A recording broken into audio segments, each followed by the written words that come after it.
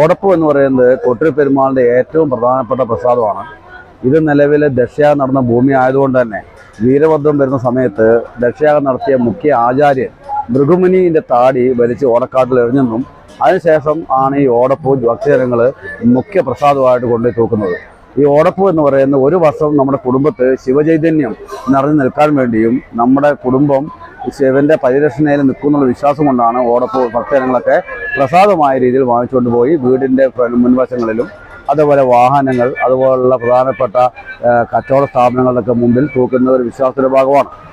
ഓടപ്പൂ ഉണ്ടാക്കുക എന്ന് പറയുന്നത് ഓടയിൽ നിന്ന് പറിക്കുന്ന പൂവല്ല, വനാന്തരങ്ങളിലുള്ള ചതുപ്പ് നിലങ്ങൾ വളരുന്ന ഞങ്ങളുടെ ഭാഷയിൽ നീലക്കള്ളി എന്ന് വിളിക്കപ്പെടുന്ന പ്രത്യേകതര ഓട, മുള പൊട്ടാത്ത ഇല വിരിയാത്ത ഓട ഞങ്ങളത് അവിടെ ഫോറസ്റ്റിൽ ശേഖരിച്ച് കൊണ്ടുവന്ന് ഒരു 10-12 പ്രൊസീജിയറിലൂടെ കടന്നു പോയി കഴിഞ്ഞാൽ മാത്രമേ ഈ ഓട പൂവായിട്ട് നമുക്ക് കിട്ടുള്ളൂ. ഓട ആദ്യം വനാന്തരങ്ങൾ ശേഖരിച്ച് ഇവിടെ കൊണ്ടുവന്ന് അതിൻ്റെ നീലക്കറുള്ള അല്ലെ പച്ചക്കറുള്ള തൊലി ചുറ്റി വൃത്തിയാക്കി അത് ഒരു പ്രത്യേക രീതിയിൽ ചതച്ച് വെള്ളത്തിലിട്ട് അതിൻ്റെ കറയെല്ലാം കളഞ്ഞതിന് ശേഷം വീണ്ടും ഒരു നീളമുള്ള ഒരു സൂചി പോലും ആയതുകൊണ്ട് ഞങ്ങൾ അതിന് പറയുന്ന പേര് മുള്ളെന്നാണ് പറയുക. ആ മുള്ള് ചീകി അതിനകത്തുള്ള പൊടിയും അതിനുള്ള ചോറും അതുപോലെ എല്ലാം കളഞ്ഞതിന് ശേഷം വീണ്ടും വെള്ളത്തിലിട്ട് ബാക്കിയുള്ള കറയും കൂടി കഴിഞ്ഞ് പിഴിഞ്ഞെടുത്ത് വള്ളിയാക്കി എടുത്തതിന് ശേഷമാണ് ഇത് പ്രസാദമായിട്ട് ഭക്തർക്ക് കൊടുക്കുന്നത്. ഇതേ സാധനം കൊട്ടേരി ലോകത്തിൽ കൊട്ടിൽ പെരുമാളിന്റെ പ്രസാദമായിട്ട് കൊടുക്കുന്ന ഒരേ ഒരു സംവിധാനം കൊട്ടിൽ ക്ഷേത്രം മാത്രമേ ഉള്ളൂ.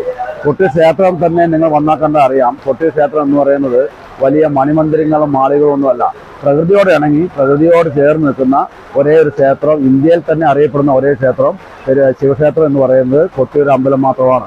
ഇവിടെ ഒരു വർഷത്തിൽ 28 ദിവസം മാത്രമേ അക്കരെ ഭക്തജനങ്ങൾക്ക് പ്രവേശനമുള്ളൂ. നിലവിൽ ആദ്യത്തെ 23 ദിവസം മാത്രമേ ലേഡീസ് പ്രവേശനമുള്ളൂ. അത് കഴിഞ്ഞാൽ ബാക്കിയുള്ള 4 ദിവസം ആളുകൾക്ക് മാത്രമേ പ്രവേശനമുള്ളൂ. ഇതാണ് ഈ ഓടപ്പുമായി ബന്ധപ്പെട്ട കാര്യങ്ങൾ. ഇതിൻ്റെ ഐതിഹ്യം എന്ന് പറഞ്ഞത് ഞാൻ ആദ്യം പറഞ്ഞ പോലെ ദക്ഷയാഗം കലക്കാൻ വേണ്ടി വന്ന സമയത്ത് ശിവന്റെ മെയിൻ ആളായ വീരഭദ്രൻ മുഖ്യ യോഗാചാരനായ ഭൃഗുമുനിയുടെ താടി വലിച്ചു പറിച്ചെടുത്ത് കഴുത്തടക്കം നിലവിൽ ഓടക്കാടിലേക്ക് വലിച്ചെറിഞ്ഞു എന്നുള്ളതാണ് അതിൻ്റെ സങ്കല്പം. അതിനുശേഷമാണ് ഈ ഭക്തജനങ്ങൾ ഓടപ്പൂ ആയിട്ട് ഈ പ്രസാദമായിട്ട് ഈ പൂ കൊണ്ടുവരാനും വീടുകളിൽ ഭക്തിയോടെ സൂക്ഷിക്കാനും തുടങ്ങിയിരിക്കുന്നു.